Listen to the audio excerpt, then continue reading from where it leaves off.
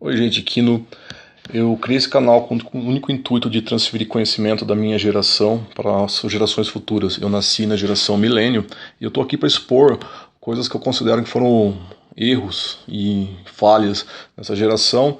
Não é para você que tem 25 anos ou mais, que provavelmente você só vai se ofender com as críticas negativas, mas eu não vou me censurar em respeito à dor, do sentimento negativo de alguém. Não vou deixar de falar a verdade. Eu vou falar aqui sobre casamento e aproveitar para falar sobre maternidade. Acredito que vai ser o último vídeo do canal para encerrar o assunto.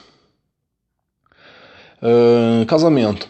O que acontece com o casamento? Você precisa de 3 características, de tanto do homem quanto da mulher. Maturidade. O que é maturidade? É você dizer, eu sou adulto. Atração física, no caso do homem, ter atração física por várias mulheres, isso todo mundo tem, mas qual a diferença de um adolescente e de um adulto? O adulto ele sabe que ele não pode ter múltiplos casos de amor, que ele tem que direcionar essa atração, a libido dele para a esposa dele ser um adulto, e ele usa isso no casamento dele com a esposa dele, o relacionamento que ele tem com a mulher dele. E do lado da mulher, a maturidade é a mesma coisa. Ela vai ver homens mais interessantes, mais atraentes, mais bem-sucedidos, que falam melhor, que tem uma genética melhor.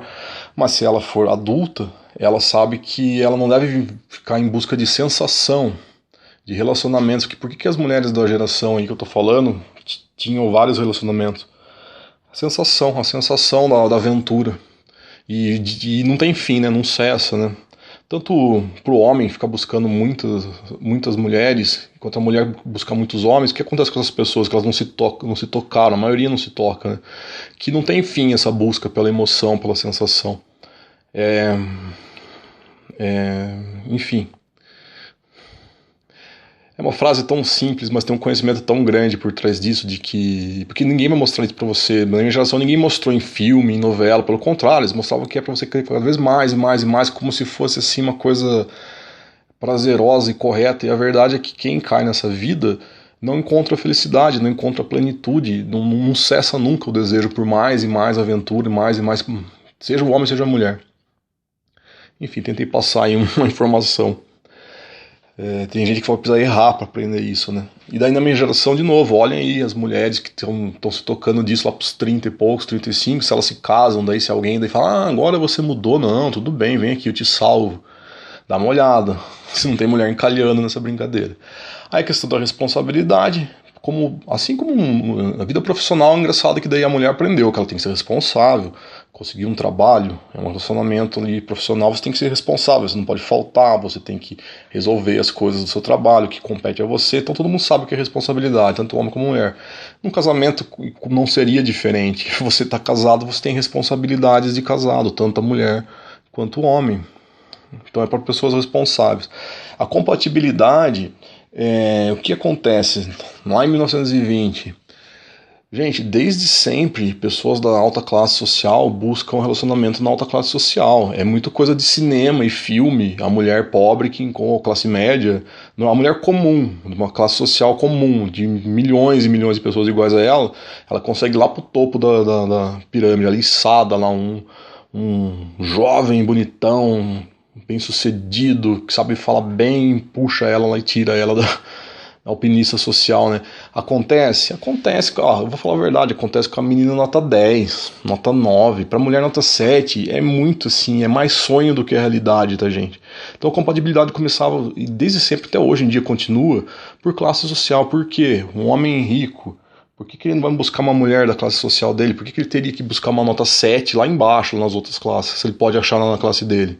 Se for a 10, aí a gente até entende. Tá, e classe média, por que a pessoa da classe média não vai buscar pessoas na própria classe média, ou no homem de classe média? E por aí vai, gente. Sempre existiu a compatibilidade por classe social, e aí essa questão de fazer alpinismo social tá mais para ficção do que para realidade. De novo, pode acontecer, mas não é um padrão, uma norma, aliás, aí que tá, não é uma norma. O que colocaram na cabeça das mulheres da minha geração é que é uma norma, ela é mulher, ela é bonita, ela se arrumou e ela tem direito, ela não entende que arrumar cabelo, pintar unha, passar maquiagem, usar roupa curta, não vai mudar a genética dela. A genética é uma coisa que você nasce com isso, é loteria. Uma mulher nota 10, ela é muito mais atraente, a nota 9, a nota 7 arrumada não desbanca uma 8, nem uma 9, nem uma 10. Para alguns homens blue pill, eles ainda são enganados. Acho que aquele cara que acorda depois, quando casa com a mulher, fala, mas cadê a mulher que eu ligo pra polícia? Tem alguém aqui na minha casa. O policial avisa, não, isso daí é sua esposa, que ela tá sem a maquiagem e a produção, né? Enfim, piada, mas eu acho que tem gente que caiu nessa cilada aí por aí. E a compatibilidade, é claro, que vai além de dinheiro e de aparência física. A compatibilidade vai nos valores das pessoas. Que valores você traz? Você acredita em paz? Você acredita em respeito? Você acredita em honestidade? Que valores você tem no seu ser, né? Aí, gente, o namoro é pra isso. Conversa com a pessoa, faz pergunta, enfim. Tem a questão de testar a pessoa, assim. Tem que ter sabedoria para saber testar, para não forçar nos testes, mas sendo testes justos, também é outra indicação. Vai pensando nisso, em como testar para conhecer a pessoa com a qual você está junto, né? Objetivos em comum, coloquei ali embaixo das mãozinhas. Aí uma mãozinha do lado esquerdo, uma mãozinha de mulher, tentei fazer, usa imaginação, a unha pintada, o dedo mais fino, é feminina a mão, é uma mulher. Do lado direito é um homem, tá? O dedo mais grosso, tal, sem esmalte. Então é uma mão de uma mulher e uma mão de um homem ali. É um casal. E embaixo estão lá, objetivos em comum. E objetivos em comum, aquela história, como que era em 1920, ter um lar, ter uma casa. Você já é um adulto, você quer ter a tua casa, as tuas regras, que não vai fugir muito da regra dos seus pais, porque daí você descobre que você tem que dar valor ao dinheiro, você tem que ser responsável, vai ter horário para dormir, porque você tem que acordar cedo para ir trabalhar, e aí que de adolescente, aborrecente, passa adulto e vê como que o pai e a mãe educava e tinha razão e estava correto em um monte de coisa. E tinha o objetivo de ter uma casa, ter um lar, ter uma vida adulto juntos. Outro objetivo, ter os filhos. E a verdade é que para quem tem filhos, eu acho que vai até além, que é a questão de o sucesso maior ainda é ter netos, né? Eu coloquei embaixo netos e provérbio. Eu marquei, mas de cabeça eu não decorei, mas tem um provérbio que fala que os netos são a coroa do homem e da mulher, uma coisa assim, que é bem bonito em provérbios, eu fico devendo as palavras exatas, mas é mais ou menos assim, que a vitória do ancião é quando você fica velho, e da anciã, a velha, é você ter netos, você ganhar netos, seus filhos tiveram filhos, né? Antes de morrer você vai ver seus netinhos, talvez educar, passar alguma coisa de conhecimento para eles na vida, né? Além do que, tudo que você trabalhou na sua vida, as pessoas falam tanto de carreira, e daí? Depois que você ficou rico, fez carreira, tem lá de que dinheiro no banco, que você tem propriedade, faz o que depois que você morre, se você não tem descendentes? Piada, né? Na minha geração foi assim, muita gente não fez essa conta, né? Falou mais alto a ambição. Então ter objetivos em comum. Claro, objetivos. Daí o casal que decide o que vai ser o objetivo, fazer uma viagem juntos, ter um negócio juntos, ter um sítio juntos, enfim, ter que comprar um carro bom e sonhar juntos a dois e conquistando as coisas a dois. Isso era um casamento. Por isso que eu fiz a mãozinha aí, ó, tá vendo que uma mãozinha junto com a outra mãozinha o relacionamento, o casamento sempre foi assim, ó, dois. Os dois têm que pôr a mão. O que é pôr a mãozinha ali um no outro ali juntos? Isso eu tô tentando simbolizar o fato de que a mulher vai pôr coisas no relacionamento, vai investir no relacionamento, e o homem vai investir no relacionamento. Tem que acontecer ambos estarem investindo e ambos construindo. O que é o relacionamento, o casamento? É o resultado de quanto os dois investiram, de quanto os dois construíram. Por que eu tô falando isso? Parece meio óbvio, tá? Na minha geração que eu vi, a mulher focou bastante nela mesma, pega quase que consegue dinheiro, uma carreira, até os filhos, quando ela pede divórcio, chuta, só pensa em si. O casamento é destruído porque a mulher entra para jogar contra o homem. Ela entra, muitas vezes a mulher que tem um carguinho ali, uma profissão, mais ou menos, uma mulher de classe média, tá de olho no cara melhor do que ela, consegue. E é incrível que o dinheiro dela é todo para ela vai comprar bolsa, vai comprar vestido, vai comprar sapato, vai comprar coisas caras, vai guardar o dinheiro dela, vai comprar um carro melhor para ela, e enquanto do homem, ela fica esperando que o homem seja o provedor da casa, que o homem pague todas as contas, faça o supermercado, trocou uma lâmpada, o homem, e tudo o homem. E isso aconteceu muito, né, nessa geração minha, que é engraçado, que é notável ver como que teve esse padrão de comportamento. Não estou falando de todas, estou falando que teve esse padrão de comportamento de muitas mulheres de entrar num relacionamento, mas não é um relacionamento. Ela quer ser servida 100% pelo homem e não contribui em quase absolutamente nada. Já que eu falei disso, antes de alguém falar que eu estou falando besteira, eu também vi um outro padrão e agora começa a surgir na internet, assim, agora que a mulherada da geração millennial tá toda chegando. As mulheres da geração millennial que nasceram em 81, estou gravando em 2021, parabéns, todas chegaram aos 40 anos de idade. Daí o ano que vem, 2022, todos que nasceram em 82 também, e vocês entenderam a lógica, né? Pega os números aí e vê do que eu tô falando. Que assim, agora tá surgindo na internet um fenômeno aí. Outro padrão, a mulher que ela é feminista, mas ela é feminina e ela não entrou em oposição com o homem. Ela conseguiu entender, assim, mais ou menos, não é 1920, mas também não é 2021, é uma coisa mais ou menos, no meio termo. Ela entrou para construir algo com o homem. Ela até procurou um homem melhor do que ela, mais bem sucedido, mas ela entrou com essa mentalidade de cooperação, né? Ela não entrou com essa mentalidade de sanguessuga, de só explorar, só usar o homem, fazer o filho chutar, não. Ela quis o homem, o marido, o pai dos filhos dela junto com ela, e ela até colabora, ela faz essa parte da mãozinha aí, ela entrou com a parte dela, sim. Tem esse padrão também. E essas mulheres agora começam a ir na internet e tentar mostrar para as outras mulheres, assim, olha gente, é assim.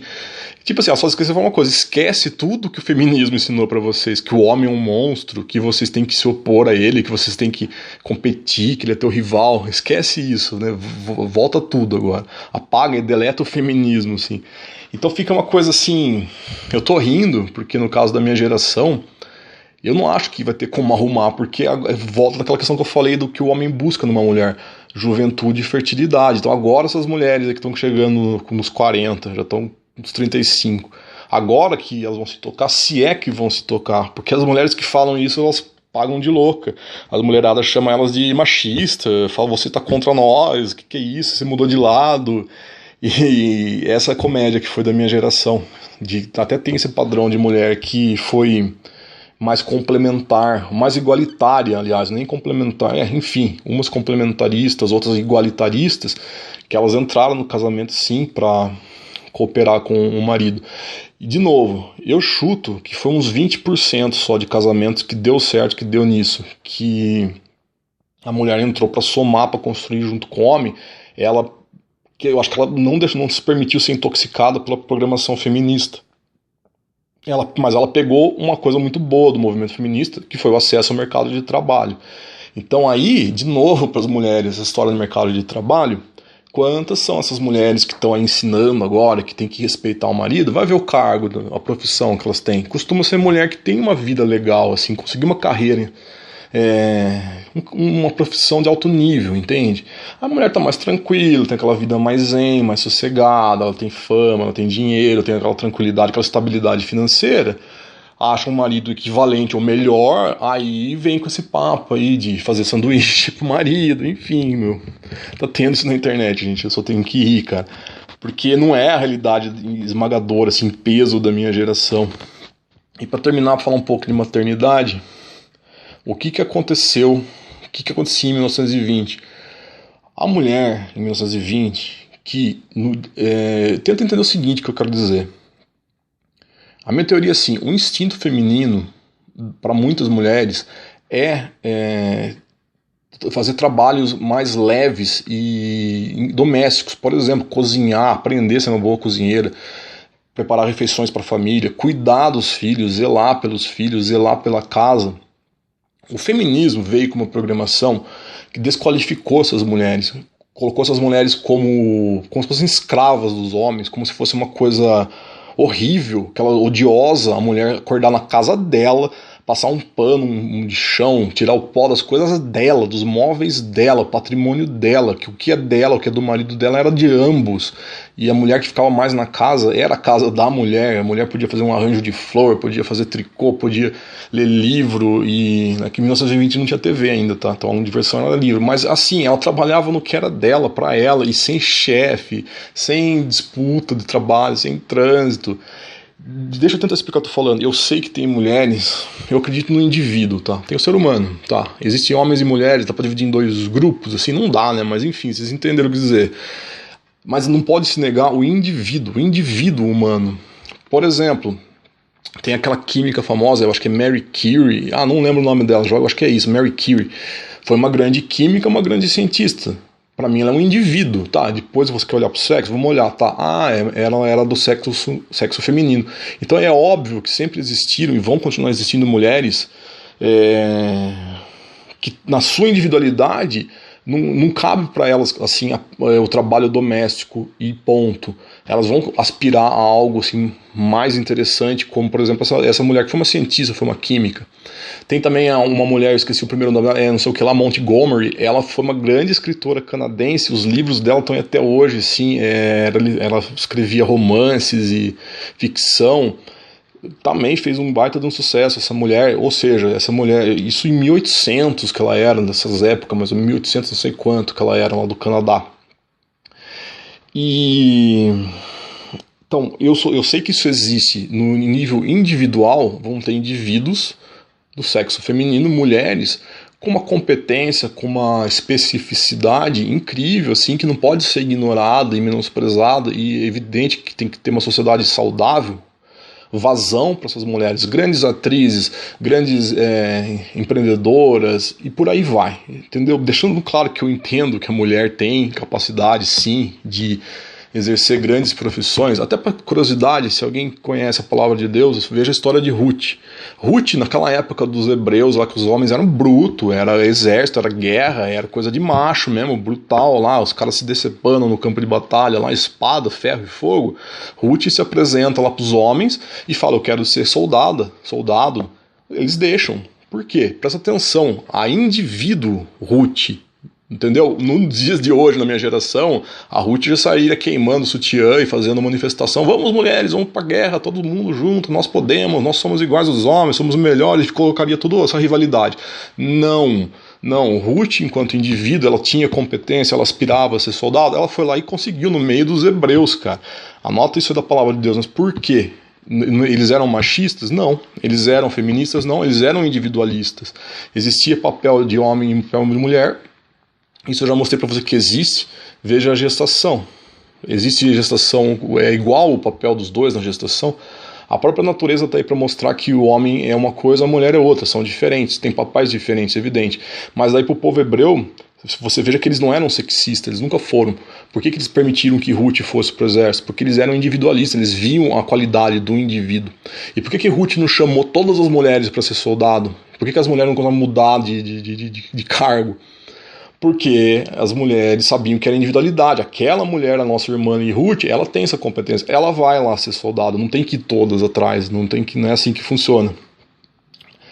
A mulher não tem que se opor ao homem, não tem que formar um grupo e se opor ao outro sexo. Isso é sexismo, isso é doentio, gente. Até na palavra de Deus a gente tem esse exemplo da individualidade. Então tá, mas aí tirando isso tudo, a minha teoria é assim, quantas e quantas mulheres, na natureza delas, se fosse dado a ela escolha, olhe para você, sem pressão, você que vai decidir o que você quer para sua vida.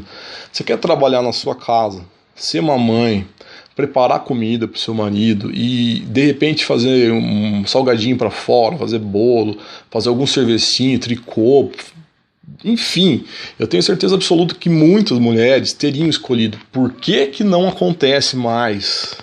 Sabe por que não acontece mais? É por causa da programação feminista, que eu já vi pastor evangélico falando que a mulher tem que ter carreira, a mulher tem que ser ambiciosa, a mulher, isso até pastor evangélico. Olha o nível da doença, os homens feministas. Gente, sabe por que a mulherada tá atolada aí em antidepressivo e remédio psiquiátrico? Porque muitas dessas mulheres, a natureza delas é mais assim, uma coisa de ter a paz, o aconchego do seu lar. Tenta pensar assim, enfim, é só uma teoria, tô passando, mas reflitam. Mas agora o que eu não aceito o debate, cara, é como que as pessoas sucatearam e desprezaram e tornaram uma coisa humilhante, uma coisa tão bonita que é a mulher ser mãe e cuidar dos filhos, dos próprios filhos. O homem está trabalhando, saber que os filhos estão com a mãe. Não é um estranho, não é um governo, não é um terceiro, é a mãe que está cuidando dos seus filhos, cuidando da casa, a mulher feliz, trabalhando lá, cozinhando, sem chefe, sem problema na cabeça, sem rivais de trabalho, cantarolando lá música, lá ouvindo rádio, lá fazendo seu serviço em paz, na casa dela, do jeito que ela quiser, no horário que ela quiser, sem ninguém enchendo o saco dela, lá feliz da vida.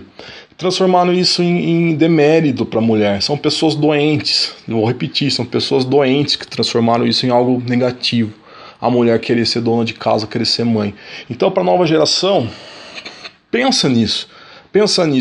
Uma mulher ser mãe e ser dona de casa é um direito da mulher? E não é a mulher que deveria decidir se ela gosta disso, se ela se sente bem fazendo isso. Da onde essa imposição aí de querer dizer que mulher que é dona de casa é pouco? Ah, é só isso? Nossa, mas você não é ambiciosa? Nossa, mas você não tem status social. Por que uma mulher deveria buscar status social? Sabe como que era em 1920? A mulher mais bonita casava com um médico. Sabe qual era o status dela? Se ela fosse uma boa esposa, e com certeza ela ia se dedicar, o status dela é que ela era a dama, ela era a esposa do doutor, não sei o que lá. E, de novo, sempre teve escritora, sempre teve inventora, sempre teve... Nossa, gente, 1920 é a resposta. Essa geração minha criou todo esse caos aí, da geração millennial, e eu deixo para vocês refletirem e verem que talvez não seja exemplo para você. Essa geração aí. E inclusive conservadores, cristãos caíram nessa cilada também, começaram a falar a mesma coisa, que demonizaram o papel da mulher que optasse, né, por ser mãe, por ser uma dona de casa, por cuidar da sua família, cuidar do seu lar. Uma profissão aí, um status social tão nobre, tão lindo, tão maravilhoso e até mesmo sagrado, se você quer saber a minha opinião, que já é aí espiritualista, ninguém é obrigado a acatar, mas da importância e do respeito que esse status social merece da mãe dona de casa. Pensem nisso. Falou, tchau, tchau. Acho que foi o último vídeo do canal. Boa sorte para vocês da futura geração. Se você ouviu, se você é jovem, pensa em passar. Se você é mulher, principalmente para suas amigas jovens. Beijo no coração, abraço, tchau, tchau.